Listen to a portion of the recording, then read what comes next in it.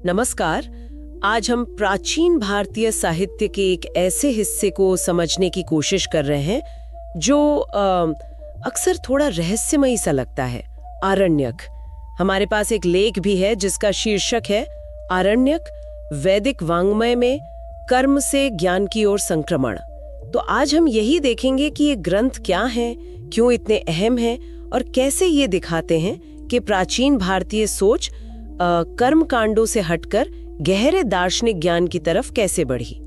चलिए इसे खोलकर देखते हैं जरा। तो सबसे पहले ये नाम आरण्यक, ये कहाँ से आया? सुनने में तो लगता है कि इसका सीधा ताल्लुक अरण्य यानी जंगल से है। क्या ये इतना ही सीधा है? हाँ, सीधा संबंध तो जंगल से ही है, बिल्कुल। लेकिन इसके पीछे कई परतें हैं। पहली बात तो ये, जैसा कि महान भाष्यकार आचार्य सायण ने भी कहा है कि अरण्य में इसका पठन पाठन होने के कारण इसे आरण्यक कहते हैं। अच्छा। इनका अध्ययन आमतौर पर बस्तियों से दूर जंगल के शांत माहौल में होता था। शहर का वो जो शोर शराबा है, सामाजिक दबाव है, उनसे दूर। तो ये माहौल गहरे चिंतन और जिसे कहते हैं आध्यात्मिक खोज के लिए एकदम सही था। हाँ, ये बात तो समझ आती है। और दूसरा पहलू यह है कि ये ग्रंथ खास तौर पर जीवन के अगले पड़ावों के लिए थे। अगले पड़ाव मतलब वानप्रस्थ आश्रम, जब लोग घर गृहस्थी की जिम्मेदारियां पूरी करके ज्ञान के तलाश में वन की ओर जाते थे, और सन्यासियों के लिए ये उनके लिए थे जो जीवन के अंतिम सत्य को, परम सत्य को जानना चाहते थे। अच्छा, तो एक खास वर्ग या जीवन की खास अवस्था के लिए। बिल्कुल। और एक और दिलचस्प बात है, इन्हें रहस्य भी कहा जाता था। रहस्य? हाँ, गोपद ब्राह्मण और मनुस्मृति जैसे ग्रंथों में इसका जिक्र है। रहस्य इसलिए क्योंकि इनमें बहुत गूढ़ और कह सकते हैं गोपनीय आध्यात्मिक विषयों पर चर्चा होती थी। ये ज्ञान ऐसा नहीं था कि सबको आसानी से मिल जाए। इसे योग्य शिष्यों को ही गुरु शिष्य परंपरा में दिया जाता था।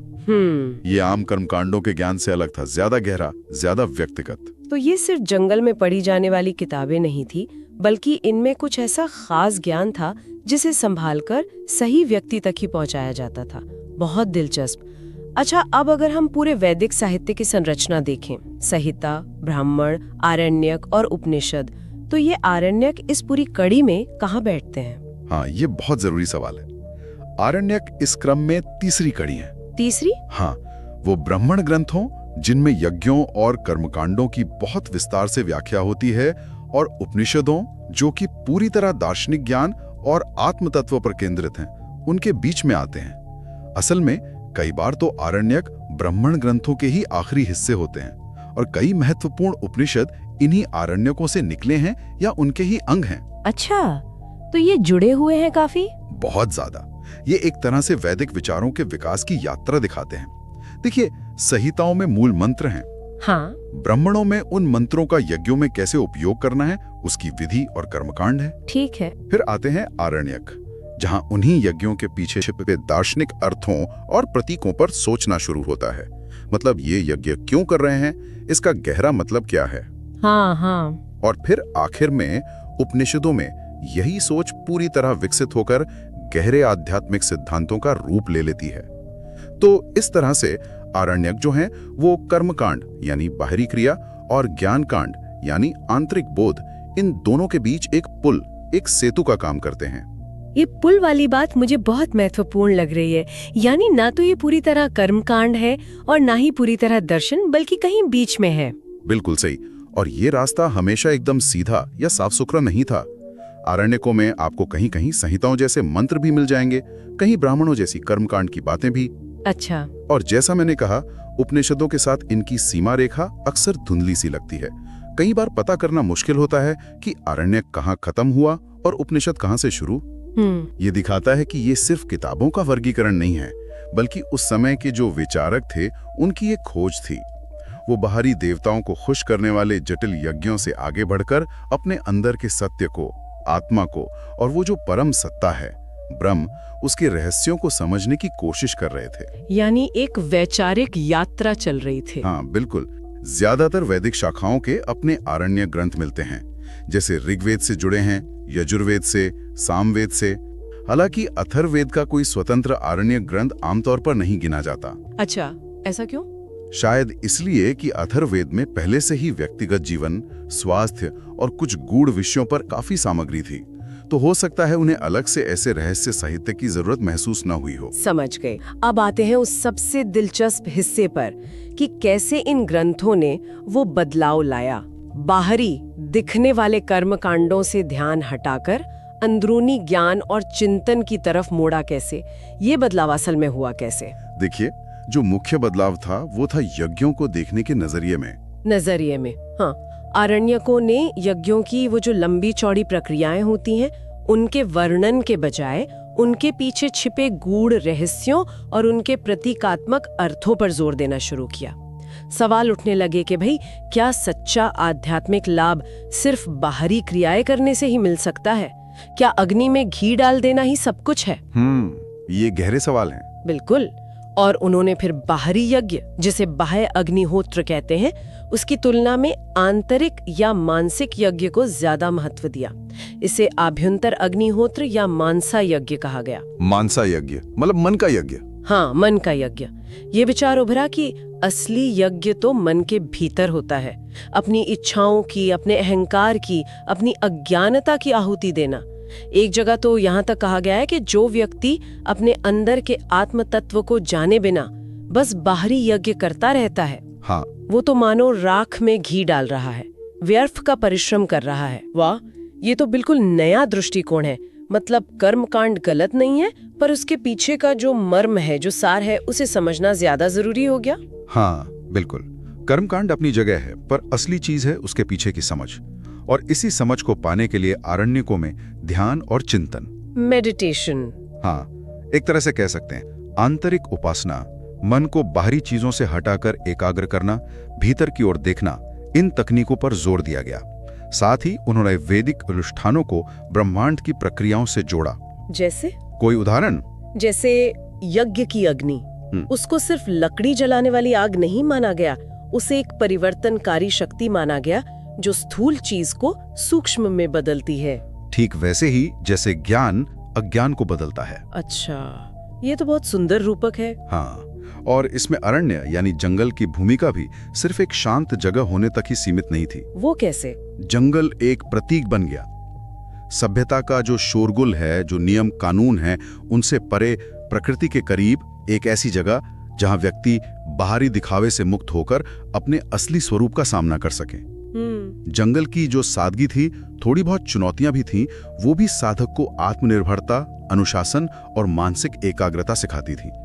और ये सब इस आंतरिक खोज के लिए बहुत जरूरी था। तो मतलब ये ग्रंथ सिर्फ यज्ञों की मतलब बदलने तक ही सीमित नहीं थे, इनमें और भी गहरे दार्शनिक बीज छुपे होंगे फिर। निश्चित रूप से आरण्यकों का लक्ष्य ही था यज्ञों से गुजरते हुए या उनके पार जाकर उस परम आध्यात्मिक सत्य तक पहुंचना।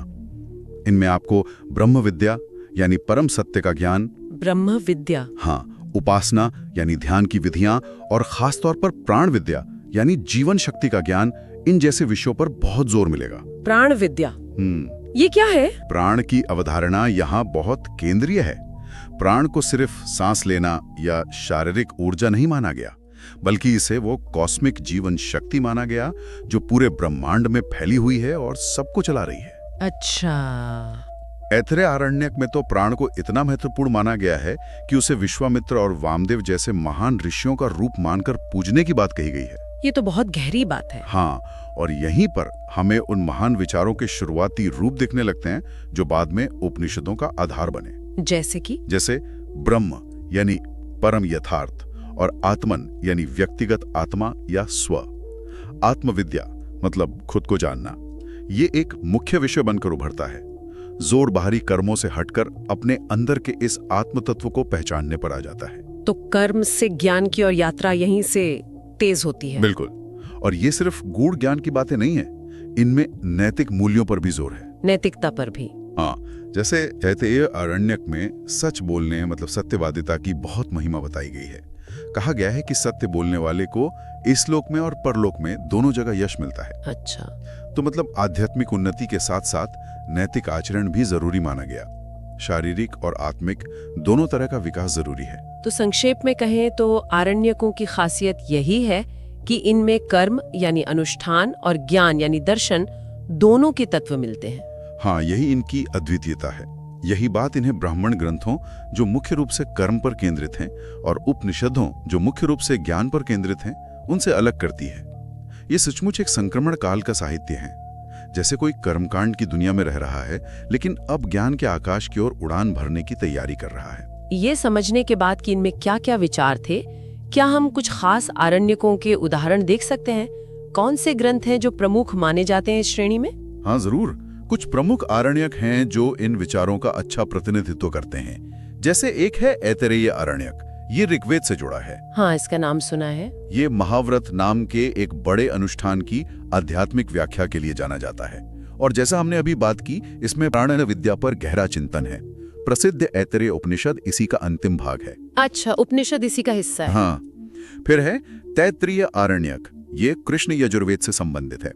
इसमें समय के चक्र मतलब काल चक्र का वर्णन मिलता है, और यज्ञोपवीत यानी जनेऊ का पहला स्पष्ट उल्लेख भी यही है, ऐसा माना जाता है। दिलचस्प। फिर एक बहुत महत्वपूर्ण है बृहदारण्यक, ये शुक्ल यजुर्वेद के शतपथ ब्राह्मण का अंतिम भाग है। बृहद मतलब बड़ा? हाँ, ये आकार में बहुत बड़ा है और दार्शनिक रूप से अत्यंत महत्वपूर्ण है। सच तो यह है कि इसका ज्यादातर हिस्सा इतना गहरा है कि इसे आरण्यक से ज्यादा उपनिषद ही माना जाता है। अच्छा। आत्मा और ब्रह्म के संबंध पर इसमें अद्भुत विचार हैं। याज्ञवल्क्य के संवाद इसी में है। समझ गई। इनके अलावा कौशितकी आरण्यक है, जिसे शांखायन आरण्यक भी कहते हैं, ये ऋग्वेद से जुड़ा है। और तलवकार आरण्यक है सामवेद से, जिसे जैमिनीयोपनिषद ब्राह्मण भी कहते हैं। केनोपनिषद इसी का भाग है। तो कई उपनिषद इन्हीं आरण्यकों से निकले हैं। बिल्कुल। इन उदाहरणों से एक बात साफ होती है कि आरण्यक और उपनिषद के बीच कोई बहुत सख्त दीवार नहीं थी। अक्सर एक ही ग्रंथ में आपको दोनों तरह की सामग्री मिल जाएगी। ये दिखाता है कि ज्ञान का विकास एक लगातार बहने वाली धारा की तरह था। आरण्यकों का चिंतन धीरे धीरे परिपक्व होकर उपनिषदों के दर्शन में बदल गया। अब अगर हम उस समय के समाज और लोगों की जीवन शैली की बात करें, तो इन ग्रंथों से क्या अंदाजा लगता है? ये जो इतना गहरा चिंतन चल रहा था, वो समाज में कैसे दिख रहा था? हाँ, ये ग्रंथ हमें उस समाज की एक झलक देते हैं जो वैदिक चतुराश्रम व्यवस्था का पालन करता था। चतुराश्रम व्यवस्था, ब्रह्मचर्य, गृहस्थ, वानप्रस्थ, संन्यास। बिल्कुल। और आरण्यक मुख्य रूप से वानप्रस्थ आश्रम के लिए थे। वानप्रस्थ यानी जीवन का तीसरा पड़ाव। हाँ, आमतौर पे 50-55 साल की उम्र के बाद, जब लोग पारिवारिक जिम्मेदारियों से मुक्त होकर अपना बाकी जीवन आध्यात्मिक खोज और चिंतन में लगाते थे, इसके लिए वो अक्सर शहर या गांव छोड़कर वनों या दूसरे एकांत स्थानों में चले जाते थे। अच्छा। तो ऐसा लगता है कि उस दौर में समाज में बाहरी कर्मकांडों के साथ साथ आंतरिक आध्यात्मिकता की ओर भी एक झुकाव बढ़ रहा था। लोग शायद आज की तुलना में ज्यादा सादा जीवन जीते थे, प्रकृति के ज्यादा करीब, और आत्म उन्नति को जीवन का एक महत्वपूर्ण लक्ष्य माना जाता था। और ये जो एकांत में पढ़ने पढ़ाने की परंपरा थी, हाँ, वो मजबूत हुई। गुरुओं के पास रहकर सीखना, और इसके लिए जंगल सबसे अच्छी जगह माने गए। शांत, एकांत। तो जंगल सिर्फ भाग जाने की जगह नहीं थी, बल्कि एक तरह का, क्या कहें, ट्रेनिंग ग्राउंड था, आध्यात्मिक ट्रेनिंग। आप बिल्कुल कह सकते हैं। वन सिर्फ एक भौतिक स्थान नहीं था, वो आत्म अनुशासन, आत्मनिर्भरता और गहरे चिंतन का प्रतीक बन गया था। वहां की सादगी, थोड़ी बहुत जो कठिनाइयां थी, वो भी व्यक्ति को बाहरी भटकावों से दूर रखकर मन को एकाग्र करने में मदद करती थी। तो इस तरह ज्ञान सिर्फ किताबों में नहीं था, बल्कि वो जीवन जीने के तरीके से जुड़ा हुआ था। गृहस्थ के लिए कर्मकांड उपयोगी थे, वानप्रस्थी के लिए आरण्यकों का मनन जरूरी था, और फिर सन्यासी के लिए उपनिषदों का गहरा आत्मज्ञान। ये दिखाता है कि आध्यात्मिक यात्रा को जीवन के अलग अलग चरणों के साथ कैसे बारीकी से जोड़ा गया था। हाँ बिल्कुल। तो इस पूरी चर्चा का सार क्या निकलता है? अगर हमें आरण्यकों के महत्व को एक या दो वाक्यों में समझना हो तो वो क्या होगा? सार यही है कि आरण्यक प्राचीन भारतीय चिंतन के विकास में एक बहुत ही अहम, एक निर्णायक मोड़ है। ये सिर्फ वन ग्रंथ नहीं है, बल्कि ये वैदिक कर्म कांडों की दुनिया और उपनिषदों के गहरे दार्शनिक ज्ञान के बीच का पुल है। पुल, हाँ। इन्होंने दिखाया कि कैसे सोच बाहरी क्रियाओं से हटकर आंतरिक अनुभव, आंतरिक समझ की ओर बढ़ी। बिल्कुल, ये कर्म से ज्ञान की ओर ले जाने वाला सेतु है। एकदम सही कहा। इन्होंने प्राण विद्या, ब्रह्म विद्या, आत्मविद्या जैसी महत्वपूर्ण अवधारणाओं की नींव डाली, जो आगे चलकर वेदांत दर्शन के इतने विशाल भवन का आधार बनी। और सबसे बड़ी बात मुझे लगता है, इन्होंने आध्यात्मिक खोज का केंद्र बाहरी दुनिया से हटाकर व्यक्ति के अपने भीतर स्थापित किया। अपनी इसी अनूठी स्थिति और इन गहरे विचारों के कारण आरण्यक आज भी उतने ही प्रासंगिक हैं, उतने ही महत्वपूर्ण हैं। और जाते जाते हमारे सुनने वालों के लिए एक विचार छोड़ जाते हैं। स्रोत बताते हैं कि आरण्यक जंगल से जुड़े थे, समाज के शोर और नियमों से दूर, एक ऐसी जगह जो एकांत चिंतन को बढ़ावा देती थी। तो सोचने वाली बात यह है कि क्या आज की इस भागदौड़ भरी, हमेशा कनेक्टेड दुनिया में भी ऐसी सीमांत जगहों के कोई आधुनिक रूप हो सकते हैं? दिलचस्प सवाल है। शायद वो कोई डिजिटल डिटॉक्स हो, कोई मेडिटेशन रिट्रीट हो, या बस रोजमर्रा के भागदौड़ से निकालकर अपने लिए तय किया गया कोई शांत समय।